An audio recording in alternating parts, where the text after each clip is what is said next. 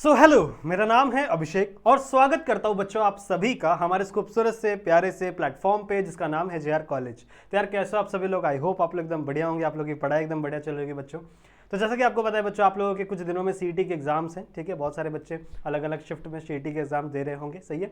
और मेरी वीडियो बच्चों उन बच्चों के लिए है जो पीसीबी ग्रुप का एग्जाम दे रहे हैं, जिसमें बायोलॉजी उनका एज अ मेजर सब्जेक्ट है, जिनमें उन्हें 100 मार्क्स का बायोलॉजी सब्जेक्ट प्रिपेयर करना है, सही है। और वो वही बच्चे होंगे जो मेजरली बच्चों आगे चल के बायोलॉजी वाले काम भी करेंगे, जैसे फार्मेसी करेंगे, कुछ अलग अलग मेडिकल फील्ड में जाएंगे, ठीक है। तो उन बच्चों के लिए ही बच्चों ये मेनली एग्जाम होती है। तो उनको कैटल करने के लिए बच्चों बहुत सारे ऐसे क्वेश्चंस मैं आप लोग को करवा रहा हूं पिछले कुछ वीडियोस से, सही है। दिस इज लेक्चर नंबर 7, सही है। तो इसका मतलब ऑलरेडी 6 लेक्चर मैंने हमारे इसी चैनल के ऊपर डाला है, जहां पर कुछ इंपॉर्टेंट टॉपिक्स के कुछ इंपॉर्टेंट एमसीक्यूज मैं आपको बता रहा हूं, सही है। उन टॉपिक्स को आप जरूर से पढ़ के जाइएगा, जितने पॉसिबल एक्सप्लेनेशन है मैं आपको दे देता हूं।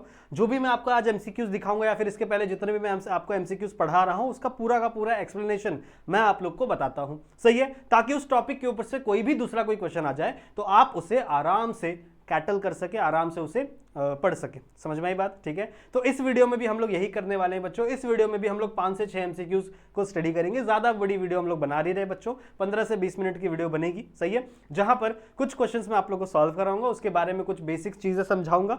और अगर आपको पूरा का पूरा सिलेबस शुरू से पढ़ना है, अगर आप अभी 11th में हैं, अगर आप 11th के बच्चे हैं, अगर आप नेक्स्ट ईयर नीट दे सकते हो, सीईटी दे सकते हो, ठीक है। कोई भी एग्जाम अगर आप देना चाहते हो तो बच्चा आपका कंसेप्ट आपको बिल्ड करना बहुत ज्यादा जरूरी है। अगर कंसेप्ट बिल्ड नहीं करोगे तो फिर दिक्कत हो सकती है ऐसे एग्जाम्स में से, कॉम्पिटिटिव एग्जाम्स के अंदर, सही है। तो अगर आपको कंसेप्ट बिल्ड करना है बच्चों तो जरूर से हमारे लेक्चर्स को देखो।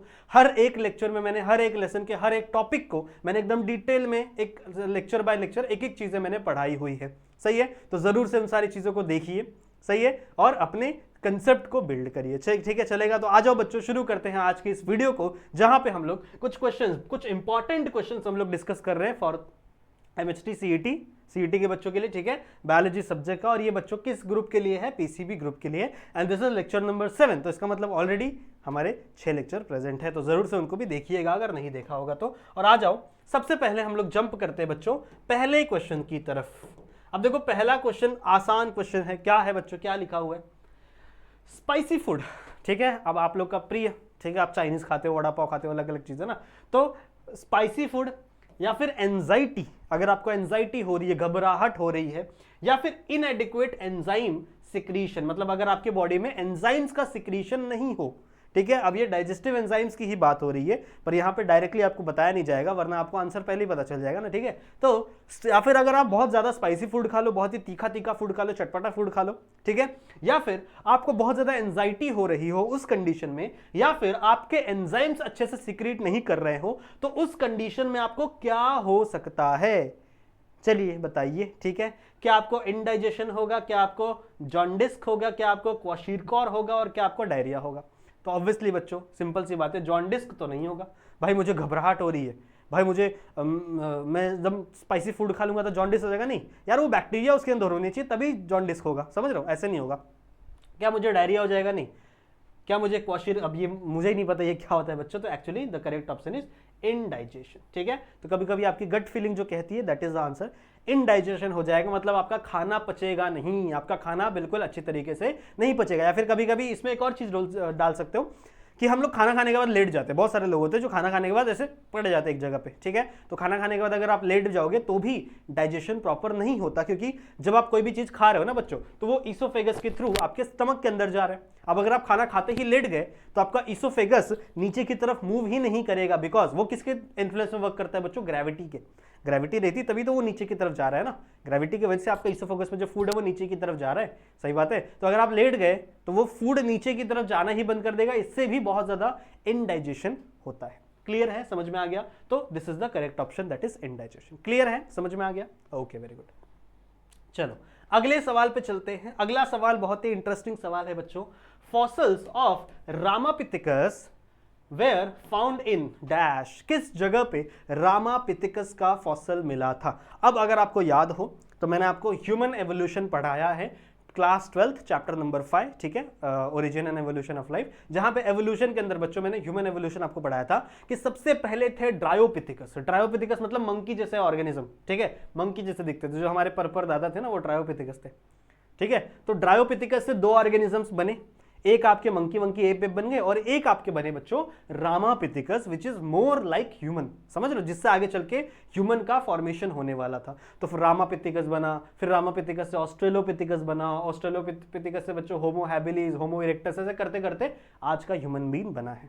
तो आपको सबका क्या याद रखना है कि कौन कहां पर बच्चों किनके फॉसिल्स कहां कहां मिले थे, ठीक है, किस किस जगह पे किनके फॉसिल्स मिले थे। क्योंकि रामापिथिकस का अगर मैंने मान लो मैंने इंपॉर्टेंट क्वेश्चन दे दिया रामापिथिकस वाला, अगर मान लो ऑस्ट्रेलोपिथिकस का आ गया, अगर मान लो होमो हैबिलिस का आ गया, होमो इरेक्टस का आ गया, समझ रहे हो, तो ऐसे क्वेश्चंस भी आपको पूछे जा सकते हैं एग्जामिनेशन में, ठीक है। तो सबके एक बार अच्छे से स्टडी करके देख लेना। अगर मैं रामापिथिकस की बात करूं, क्या क्या ऑप्शन है बच्चों, हरितल्य नगर हिमाचल प्रदेश, हरितल्य नगर हिमाचल प्रदेश में बच्चों होमो हैबिलिस मिला था, ठीक है, होमो हैबिलिस, या फिर आप कह सकते हो होमो की जो मेजर वेराइटी है ना, वो आपको यहाँ कहाँ मिले थे, किसके कहाँ पे मिले थे फॉसिल्स उनके, हरितल्य नगर में, ठीक है। शाविक हिल्स इन इंडिया, ठीक है, तो शाविक हिल्स ही बच्चों इसका करेक्ट ऑप्शन है। शाविक हिल्स में बच्चों दो अलग अलग फॉसिल्स मिलते हैं, एक मिलते हैं रामापिथिकस के, एक मिलते हैं रामापिथिकस में, और एक मिलते हैं बच्चों शिवापिथिकस के, शिवापिथिकस। अब आप बोलोगे सर ये क्या है, ये नया नाम है, ठीक है। तो याद रखो बच्चों, एक्चुअली में ह्यूमंस की बहुत अलग अलग अलग अलग सारी यू कैन से वेराइटीज थी पहले के समय में, बहुत अलग अलग टाइप के, अलग अलग जीन्स के, अलग अलग स्पीशीज के ह्यूमंस आपको देखने के लिए मिलते थे। एक बुक आती है, एक बुक है बच्चों स्पीशीज करके, ठीक है, सेपियन, सेपियन करके एक बुक है, उसके बारे में आप पढ़ोगे ना, तो उसके अंदर बहुत सारे ह्यूमंस के अलग अलग टाइप्स दिए हुए हैं कि कितने प्रकार के ह्यूमंस पहले एग्जिस्ट किया करते थे, सही है। तो शिवालिक हिल्स बच्चों जो कि इंडिया में है, उसके अंदर दो आपको फॉसिल्स मिले थे, एक रामापिथिकस के और एक शिवापिथिकस के। तो इसको कैसे याद रखोगे, देखो शिवालिक हिल है, शिवालिक, ठीक है, तो शिवा से आपको क्या नाम रखता है, क्या चीज याद आती है बच्चों, हमारे भगवान, ठीक है, लॉर्ड शिवा, महादेव हमारे, सही है। तो यहां से बच्चों आपको याद रखना है शिवापिथिकस, शिवापिथिकस, ठीक है, क्योंकि शिवालिक हिल्स में आपको शिवापिथिकस के भी फॉसिल्स मिले थे, और शिवा क्या थे, भगवान थे, और वैसे ही भगवान कौन थे, राम जी भी तो भगवान थे, भगवान के अवतार थे, अवतार कह सकते हो, ठीक है, पर हम उन्हें भी तो भगवान की तरह ही पूजा करते उनकी भी, सही है। तो शिवा भी याद रखो और राम भी याद रखो, समझ रहे हो, तो यहां से दोनों याद हो जाएगा, रामापिथिकस भी याद हो जाएगा और शिवापिथिकस भी याद हो जाएगा। और शिवा वर्ड से क्या है आपको याद रखना है बच्चों, शिवालिक हिल्स, सही है। तो शिवालिक हिल्स वो जगह है जहां पे आपको रामापिथिकस और शिवापिथिकस के फॉसिल्स देखने के लिए मिलते थे। Now these are the you can say fossils, ये दोनों क्या है, फॉसिल्स के नाम है, पर यहां से आप हमारे भगवान के भी नाम देख सकते हो, राम जी और शिव जी, सही बात है। तो इस तरीके से चीजों को याद रखना, देखो याद रखना इंपॉर्टेंट है, याद रखना इंपॉर्टेंट है, उसके पीछे का लॉजिक नहीं समझना है, ठीक है, याद रखना इंपॉर्टेंट है, आपको चीजें याद रहनी चाहिए क्योंकि एग्जाम में आपको लिखना है, ठीक है। और ऑप्शंस क्या थे बच्चों, Java and picking, Java and picking में याद रखो होमो इरेक्टस मिला था, होमो इरेक्टस, इरेक्टस, ठीक है, होमो इरेक्टस आपको कहां मिला था, जावा पिकिंग में मिला था, ठीक है। निएंडरथल वैली जो जर्मनी में है, निएंडरथल वैली जर्मनी बच्चों, यहां पे निएंडरथल मैन मिले थे, निएंडरथल मैन,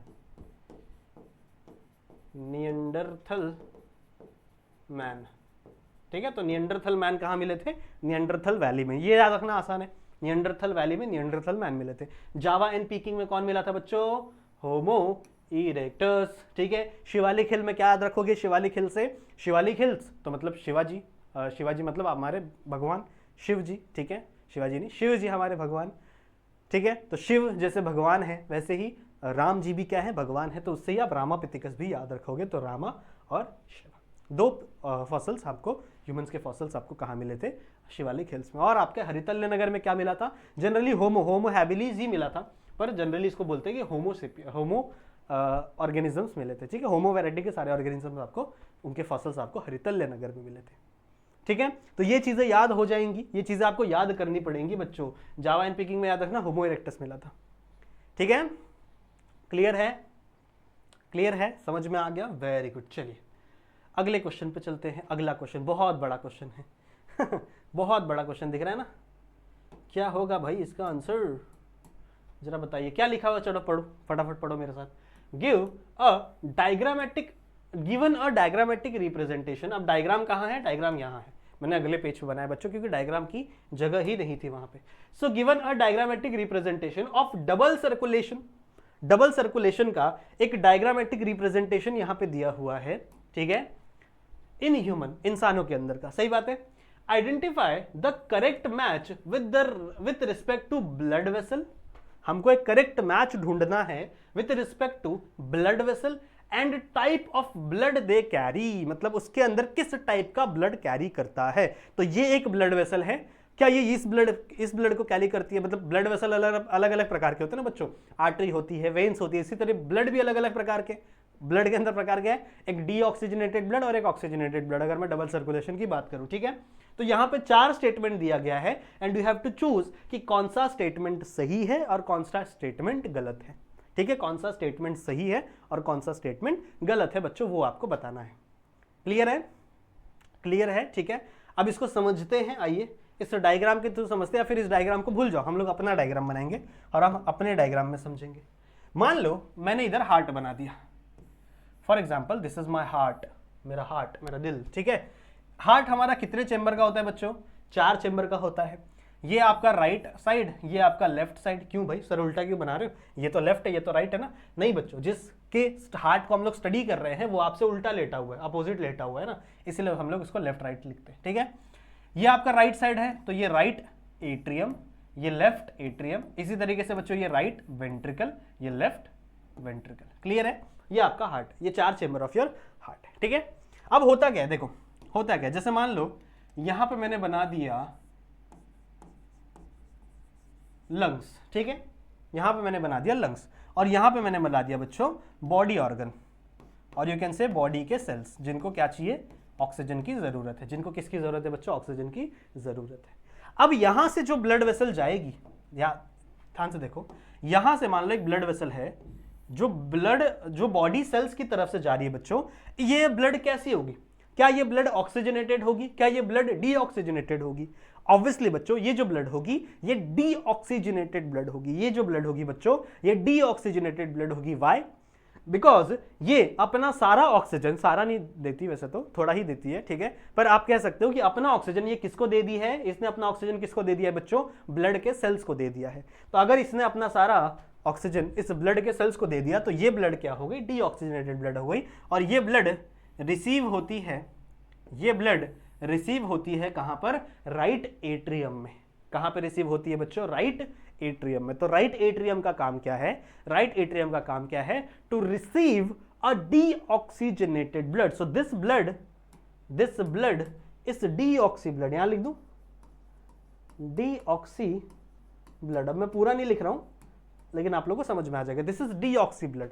और जो पाइप बच्चों इस डीऑक्सी ब्लड को राइट एट्रियम तक लेकर आती है, इसे हम कहते हैं वेन। इस पाइप को हम क्या कहते हैं बच्चों, वेन, ठीक है। गलत स्पेलिंग है, क्या स्पेलिंग होगा,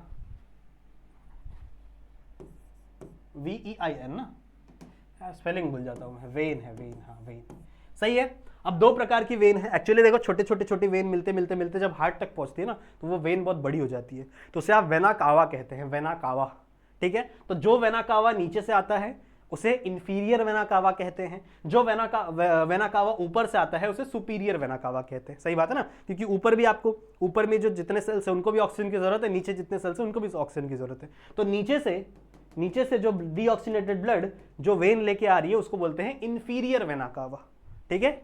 ये जो लेके आ रही है बच्चों इसे आप क्या कहोगे, inferior vena cava.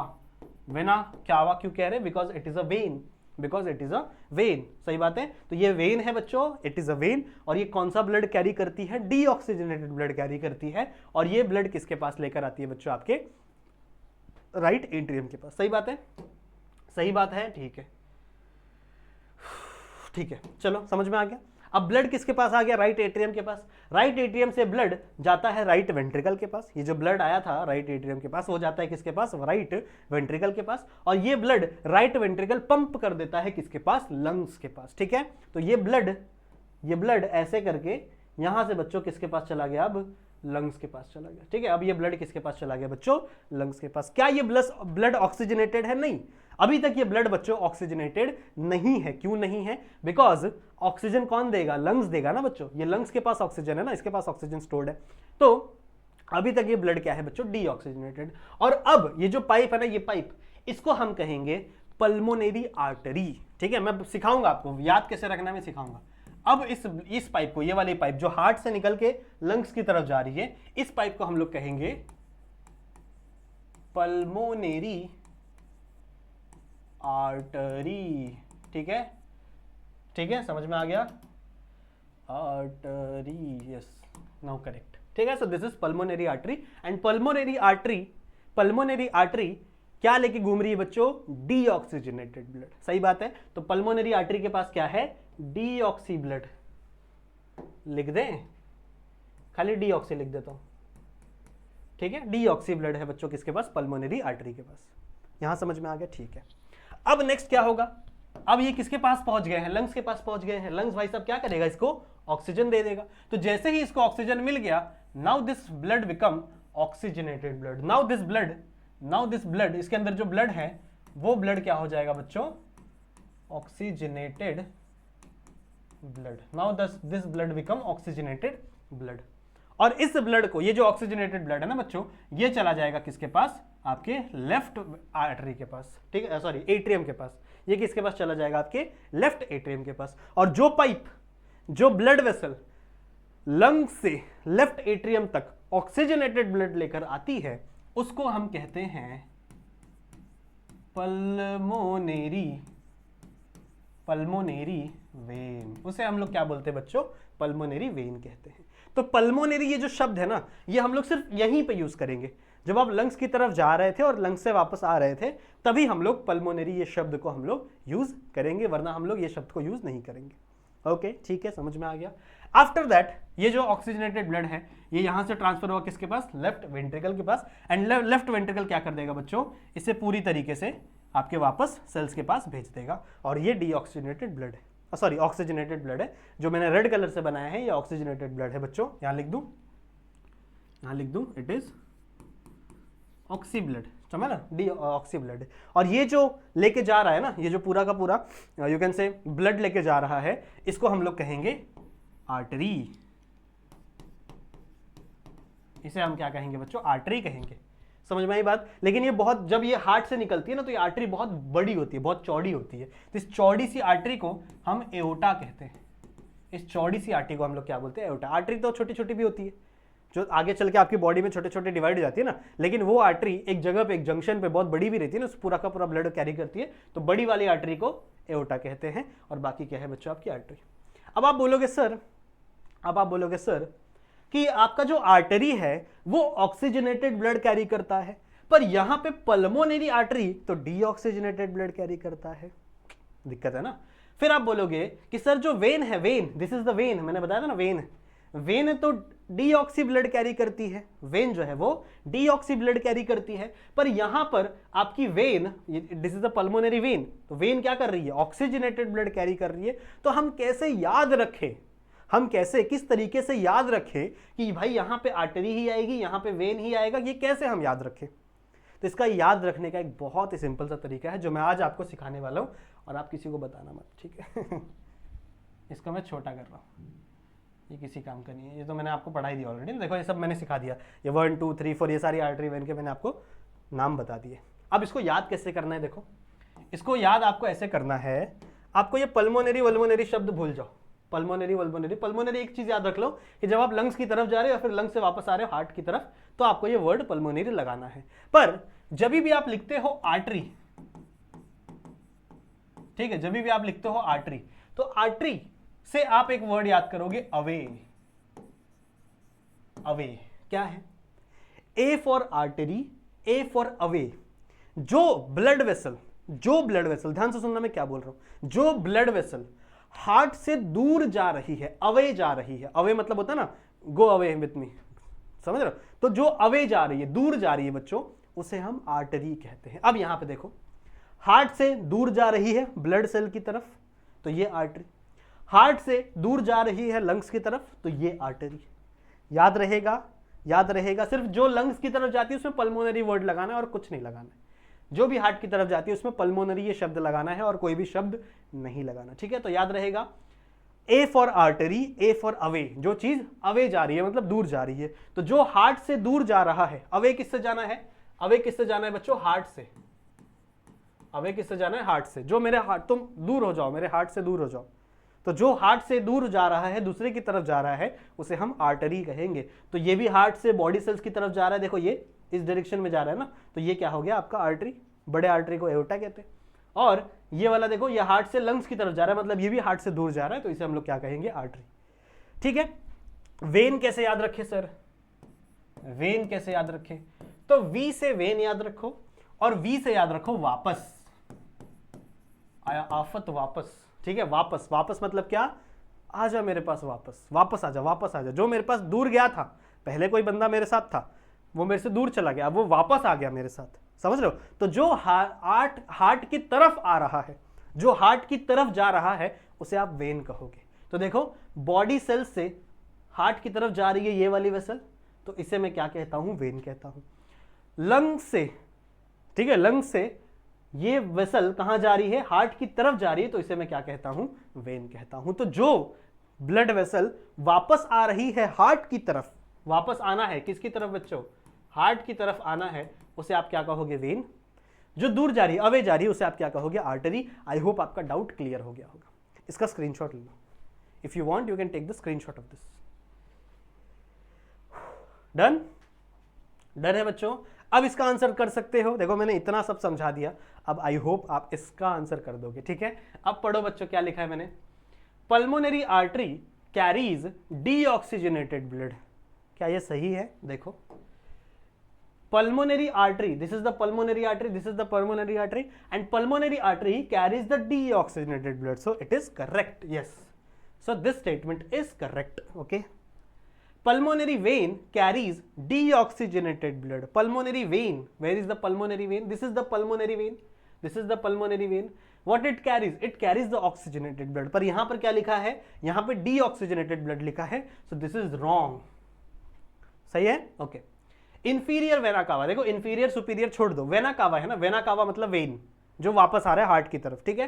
Vena cava carries oxygenated blood, जो वेना कावा है वो ऑक्सीजनेटेड ब्लड कैरी करता है। क्या ये बात सच है, इंफीरियर वेना कावा क्या कौन सा ब्लड कैरी कर रहा है बच्चों, ये डीऑक्सी ब्लड कैरी कर रहा है। तो यहां पे ये बात सच है, नहीं सच है बच्चों, यहां पे ऑक्सीजनेटेड लिखा है ना, so this is wrong statement, okay, समझ में आ रहा है। डॉर्सल एओर्टा, डॉर्सल वेंट्रल कुछ भी, एओर्टा है ना, एओर्टा मतलब क्या है, आर्टरी, आर्टरी का बड़ा फॉर्म, समझ रहे हो। अगर बहुत सारी छोटी छोटी आर्टरी को मिला दोगे तो एक बड़ा ब्लड वेसल बन जाएगा, उसको एओर्टा बोलते हैं, ऐसे याद रखो, ठीक है। सो एओर्टा कैरीज ऑक्सीजनेटेड ब्लड, जो एओर्टा है वो ऑक्सीजनेटेड ब्लड कैरी कर रही है। तो देखो ये एओर्टा है और ये देखो ये है ना एओर्टा आर्टरीज, कौन सी ब्लड कैरी कर रही है, oxygenated blood. So yes, this statement is correct, this statement is correct, सही है। तो पहला और चौथा करेक्ट है, तो सही ऑप्शन कौन सा होगा बताओ, ए नहीं 1 2, सी 2 and 3, बी 1 2 नहीं, D is the correct option, 1 and 4, this is the correct option. समझ में आ गया, this will be the correct option. समझ में आ गया बच्चों, देखो आई होप आपको समझ में आ गया होगा। यहां पे भी देखो वही डायग्राम था, राइट एट्रियम से राइट वेंट्रिकल, लेफ्ट एट्रियम से लेफ्ट वेंट्रिकल, यहां से देखो ये ब्लड जा रहा है किसकी तरफ, लंग्स की तरफ, इसे आप क्या कहोगे, पल्मोनरी आर्टरी कहोगे, क्योंकि ये दूर जा रहा है हार्ट की तरफ से। ये हार्ट लंग से वापस किसकी तरफ आ रहा है, लेफ्ट, ये क्या रहेगा बच्चों आपका, पल्मोनरी वेन, सही, ये आपका पल्मोनरी आर्टरी। फिर देखो ये कहाँ गया, हाँ ये क्या है बच्चों, ये आपका हार्ट से किसकी तरफ जा रहा है, बॉडी ऑर्गन की तरफ जा रहा है, ये आपका हो जाएगा एओर्टा, या फिर इसे आर्टरी कह लो, एओर्टा कह लो, आर्टरी कह लो। और ये बॉडी ऑर्गन से कहाँ जा रहा है बच्चों, आपके राइट एट्रियम की तरह, ये डीऑक्सीजनेटेड ब्लड कैरी करेगा और ये आपका क्या हो जाएगा, वेन या फिर वेना कावा, ठीक है, समझ में आ गया, वेरी गुड। ये कॉपी कर लेना अगर आपको चाहिए, तो ऐसे क्वेश्चंस आपको देखने के लिए मिलेंगे। तो इसीलिए मैं कहता हूं बच्चों, कंसेप्ट बहुत इंपॉर्टेंट है। अगर आपको ये कंसेप्ट नहीं पता होगा तो ऐसे क्वेश्चंस आप सॉल्व नहीं कर पाओगे, ठीक है, ओके। चलो अगले क्वेश्चन पे चलें, अगले सवाल पे चलें। What is the which of the following shows correct sequence of growth phase. Growth phase का करेक्ट सीक्वेंस क्या है in cellular growth in plant. अब आपने ग्रोथ पढ़ा होगा, क्या होता है ग्रोथ बच्चों, कैसे होता है, यहीं पे मिटा के बनाए, इसको मिटा दें, बताइए इसको हम मिटा दें क्या, ये हटा देते हैं, ये हटा देते हैं, ठीक है। ग्रोथ फेज की मैं बात कर रहा हूं, ठीक है, I am talking about growth phase, ठीक है, I am talking about growth phase. किसका ग्रोथ फेज, एक ऐसे सेल का जो कि प्लांट में है, ठीक है। तो सबसे पहले मान लो ये एक छोटा सा सेल प्रेजेंट है, ठीक है, एक छोटा सा सेल प्रेजेंट है, this is the cell of plant, cell of a plant, सही बात है।